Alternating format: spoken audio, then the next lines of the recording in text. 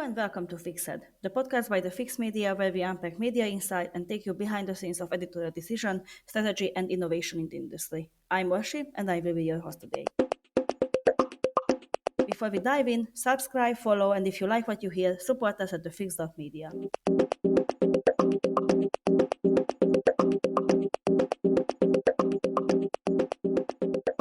I am very happy to welcome Iryna Chernukha, Head of Partnership at Tribuna, Ukrainian-founded digital sports media company and online sport publisher. The heart of Tribuna's strategy is a unified contractual platform that lets them spin up a fully functional app for a club or a league in 24 hours and then ship features once across all their country language properties. So that's basically a product-led growth story coupled with sport journalism. Hello, Iryna, and welcome at Fixed. Thank you for joining today. Yeah, likewise. Hi, Orshi. Very, very, very happy to be at the Fix Media podcast because that's like one of my favorite media about media actually in Europe and in the world. I'm very happy to hear that, and I'm definitely going to tell this to our editor as well.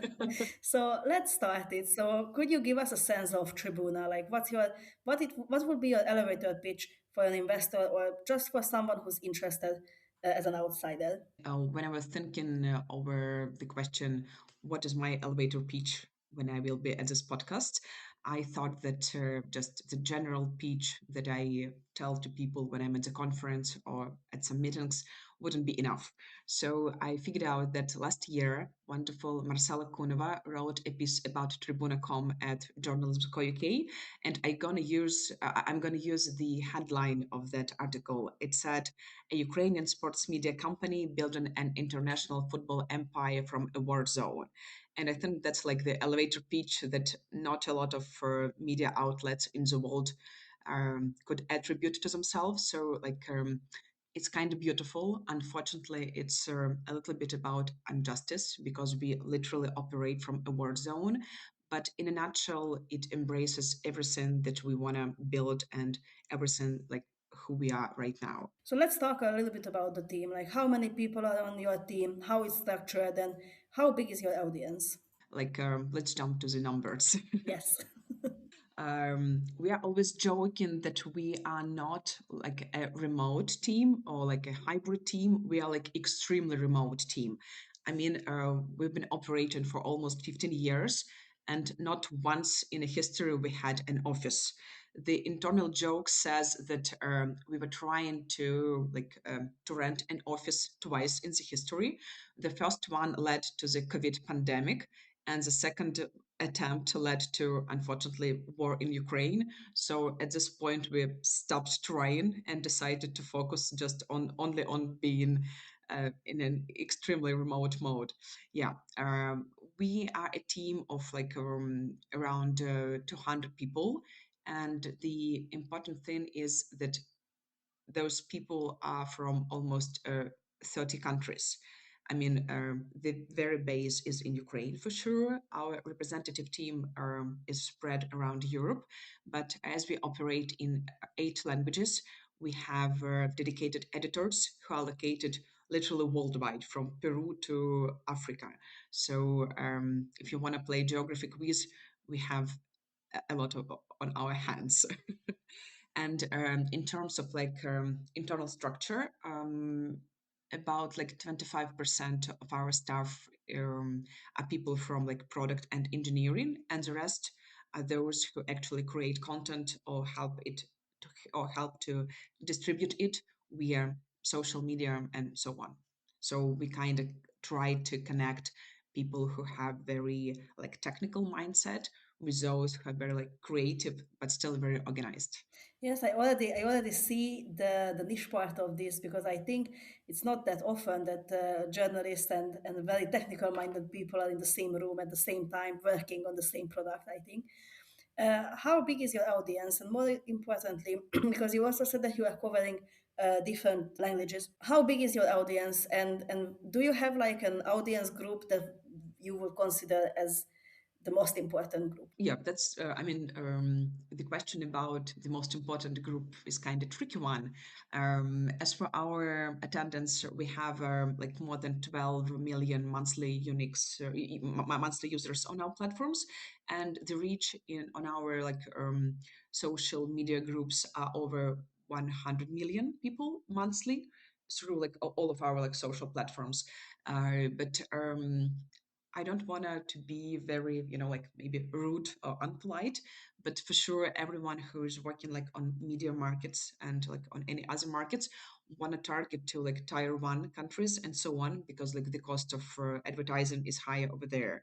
But for Tribuna.com, the main idea is to have the biggest engagement and the biggest like coverage as possible. I mean, if you would ask me about the main KPIs that we have, it's like I would say that it's having as many people as possible to come back to our projects as often as possible. I mean, as often as it could, because it means that we have a lot of audience, and it means that this audience brings to us the continuity. It means that they are coming back again and again, giving us like the best core of our audience, and for sure giving us a chance like to earn some money.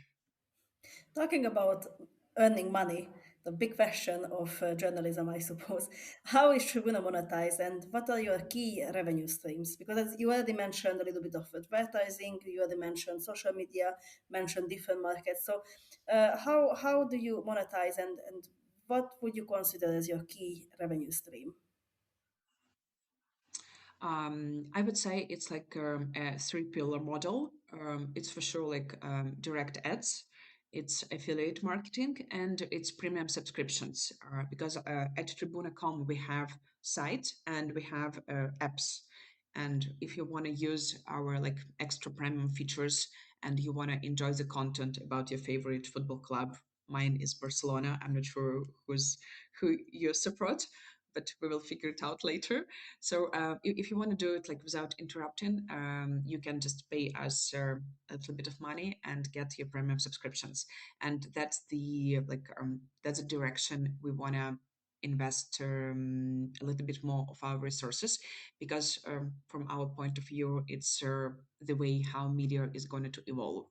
I mean, direct ads definitely is shrinking worldwide. We are quite good at affiliate marketing, especially in sports. We have a lot of like affiliated companies and affiliated services that goes along quite well. That's why we dedicate a lot of our time and efforts to this stream. All right, let's talk now because I think we cover quite entirely like who are you and what are you doing in detail. So now let's talk about this very interesting set that you have, the unusually strong tech side, right? So you built a reputation as a media company with very strong tech, and what does that mean in practice? Let's say on a day-to-day basis. Um, I, I will start from a very exact example, actually. In the late 2025, like in December, we got an award. It's called like Sport Business Club Awards. And we won in two categories. We won the best journalist. Our colleague Stas Oreshkevich got this award for his remarkable work in covering everything about not only Ukrainian but international sports. And we also got the best technological project for our app. And I mean, like, this fact is very beautiful in terms of for those who are not quite well acquainted with media. Let's bring an example from Oscar. It's like when you won the Oscar for best screenplay and you won an Oscar for best visual effects. It's like combining two things that are usually like not quite good in combination, but somehow we managed to create this sort of like unicorn or some other magical creature, because we pay a lot of attention to both of the streams. And actually, thanks a lot for mentioning that we have this reputation of like technological media and so on. We I kind of must mention the third pillar. It's community, and community actually helps to develop better both of the previous directions, both like media and tech. Because, for example, from this community, we got a chance to, to attract people to work for us. Because, when you are quite open to the society and they see how you how you treat people, how you treat the workflow, how your work culture is, they are kind of attracted to you as a work brand, HR brand, and that's why we pay so much resources and time to breed in this like quite different direction, bringing up the very good journalists and bringing up and building very nice tech platform. I think a lot of media managers, when they say that we invested in tech, they usually imagine in a better CMS or a nicer app or something, that would be like a low-hanging fruit, right? But in your case, it sounds like tech is more central than that. And if you had to explain to a newsroom leader what you mean by building the platform, like what are the big building blocks and what did you actually build and what did it unlock for you and for Tribuna? Let's imagine it as a timeline. I mean, long time ago, like in a far galaxy from here, people started printing newspapers. They could consume the content only in a text format. Then at some point, people learned how to like print the pictures so that they could get the illustrative influence. And after that, we shifted to internet, to the sites where we could consume content in all different shapes and formats. Uh, but at this very point, we are not going to stop because media should evolve constantly if we want to survive.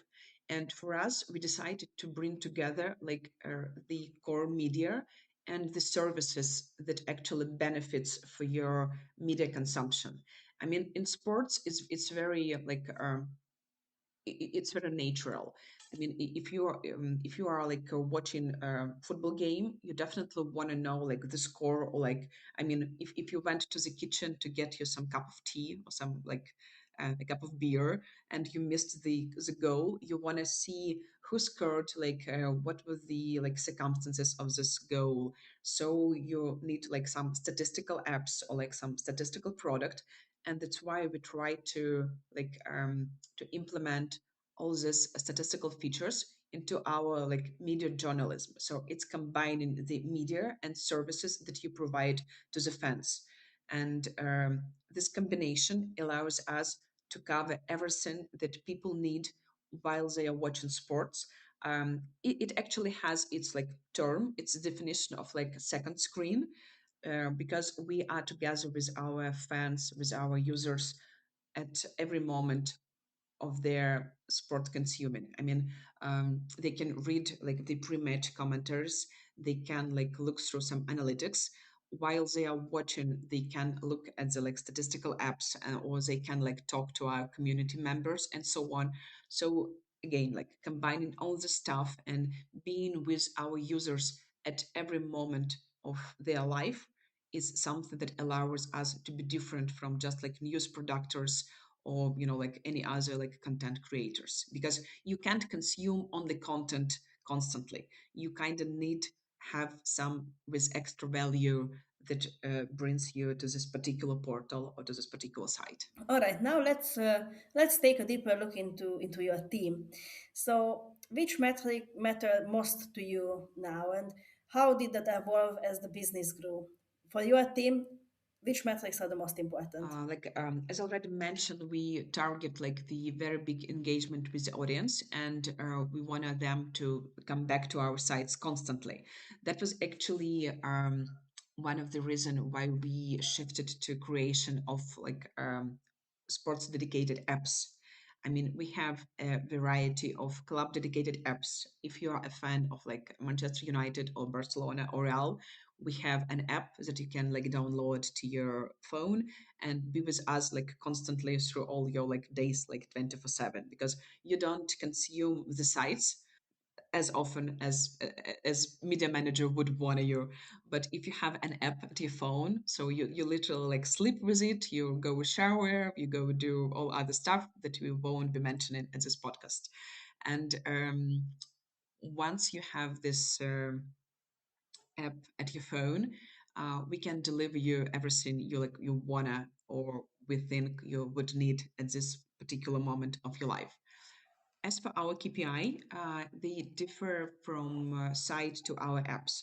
As for site, as I mentioned, like we really target, we want to have as many people as it's possible to come to our resources.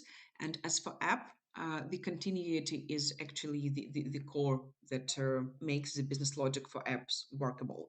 Because when you use the app regularly, we can like either show you more ads, sorry, or we can influence you to subscribe to our like premium account, and thus we will get from you some revenue, and this revenue will help us to deliver the like the best possible content and services. Our target is to have like around like 5% of our revenue coming from premium subscriptions, and we are like on our way to this number. Like in the episode. Sounds like we're a great match, and we couldn't be happier. If you'd like to strengthen our bond, support us by donating or joining our membership program. That's it. No more interruptions. Back to the episode. What do you think about that? Many publishers struggle to get editorial, product, and engineering to operate as one team, right? So, how will you set up these groups that they can collaborate without any friction? I would be lying to you if I would say that we didn't experience any like conflicts or some like frictions between like tech team and editorial one. I mean that's normal. I mean, if you didn't have it, I would say you didn't work at all.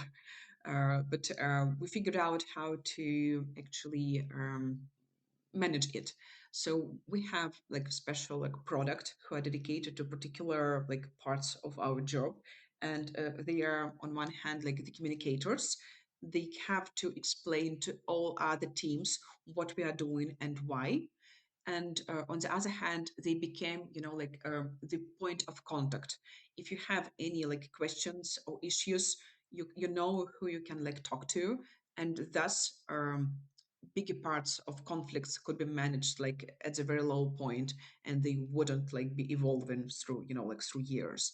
um, I would say that it's quite important to explain to your editorial team that they are not like alone in this world, and that everything that they do is actually influencing our like product tactics, it's influencing our product strategy, it's influencing our like distribution plans and so on. Because I mean, you can get the best tech team in the world, but if you don't have anything to actually explain to your audience, to your users, to your readers, I mean, what would you be like distributing and so on.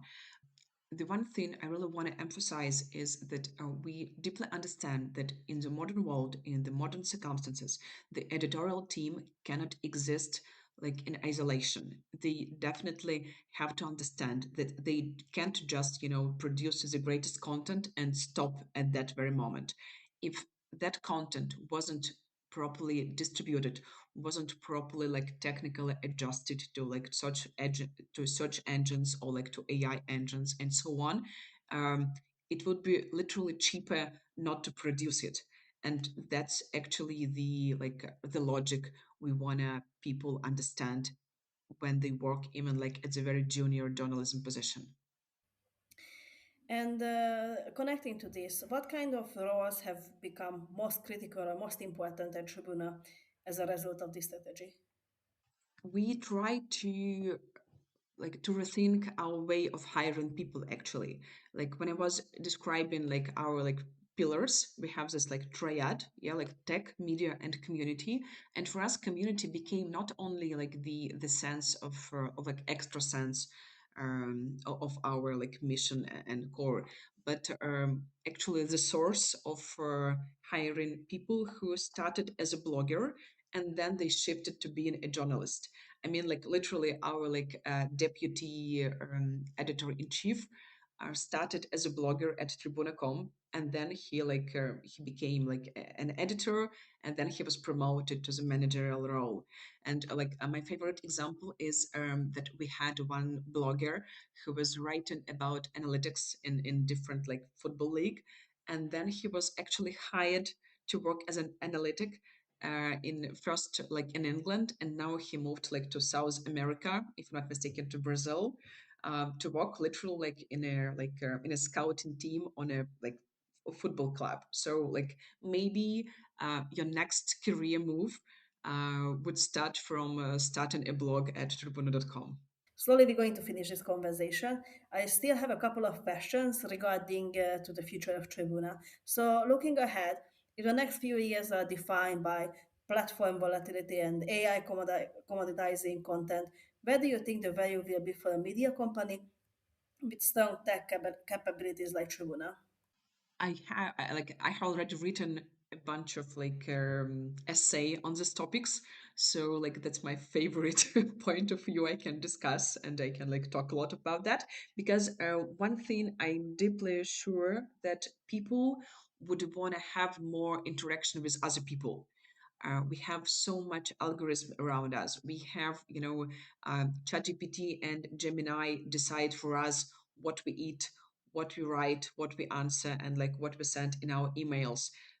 It means that at least at some points of our life, we want to interact with, with human beings who write with some typos, who, who don't give you three arguments, who don't use, I don't know, an M dash and so on.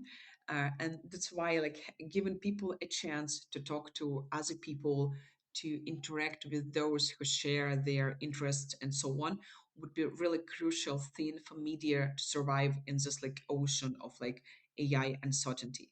I mean, I don't know, if you had this example in your life. I'm a huge sports fan. I mean, that's obviously if you're working at the sports media. And anytime we have Olympics or world, or soccer World Cup, football World Cup around us, I started writing about it on Facebook. Okay, I do it from point of, uh, to deliver some information, some interesting information to those who have no clue what's going on. And still, I got some, crazy comments I'm tired of reading about gymnastics or athletics and so on. Just I don't want to interact with it.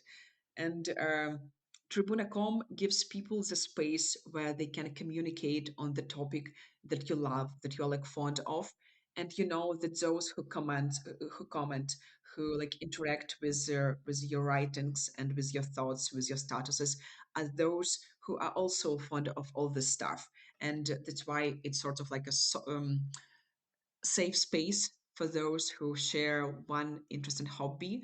And to be honest, it's not necessarily have to be sport. I mean, you can start a cinema blog, you can start a blog about, I don't know, crochet or macrame or any other handy things.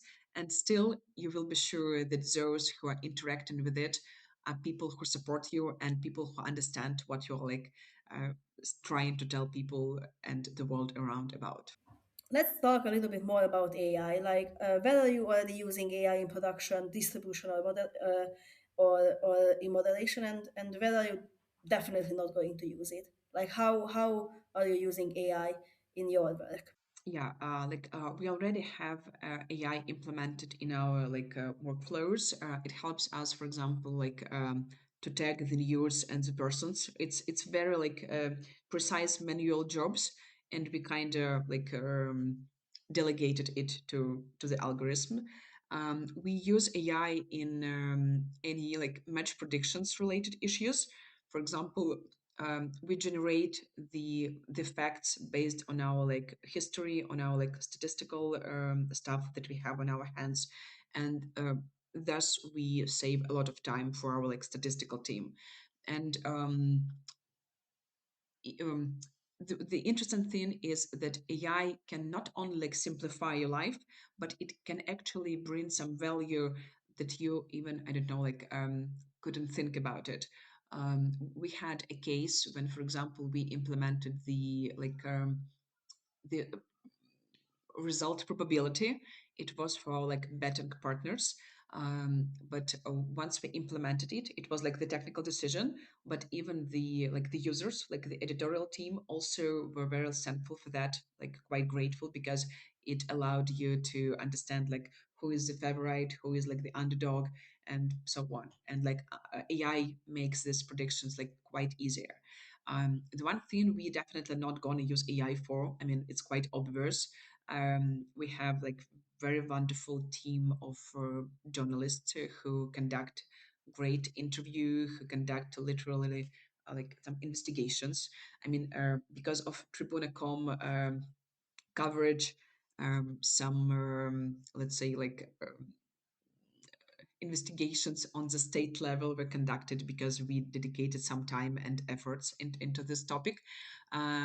It's something that couldn't be outsourced to AI because you need to be in rapport contact with somebody who you are talking to. You need to understand like how to deal with emotionally hurt people. For example, when you mentioned all this like emotions that people feel when they are like watching sports, and imagine that it's like an athlete who just finished its race or his or her race, and for example like lost. AI can't talk to this person with any kind of empathy and so on. So I'm pretty sure that the emotional journalism and sport journalism is definitely this kind of um, would be without AI for quite some time in the future. That's like undoubtable. All right, as a last question to finish our conversation, if you had to place a bet in 5 years, where do you see Tribuna? Oh, I was thinking about this question actually, and I realized that, to be honest, we don't know where we would be like in 1 year, not like in 5. Like this question about like where you see yourself in 5 years is like the most hateful question that you can hear from any like HR manager. So that's why people try to come up with a very sophisticated answer, and so am I. um, we always had this like target. We want like 50 millions of audience, but we target to achieve it like quicker than in 5 years. So that's like if we're talking about some like measurable KPIs.